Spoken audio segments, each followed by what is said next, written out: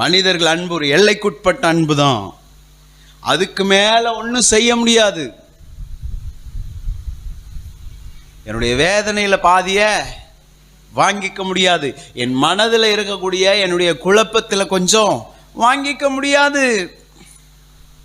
ஒரு எல்லையோடு இருந்து வேடிக்கை மட்டும்தான் அவங்களால அழ முடியும் நம்மளை பார்த்து. ஐயோ நான் என்ன செய்வேன் அப்படின்னு.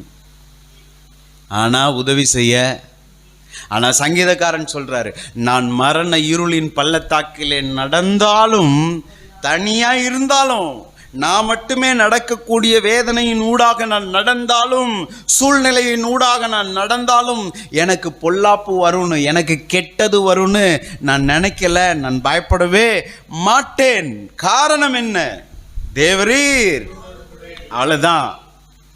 மனுஷன் வராத இடத்துல கர்த்தர் நம்மோடு கூட வருவார்.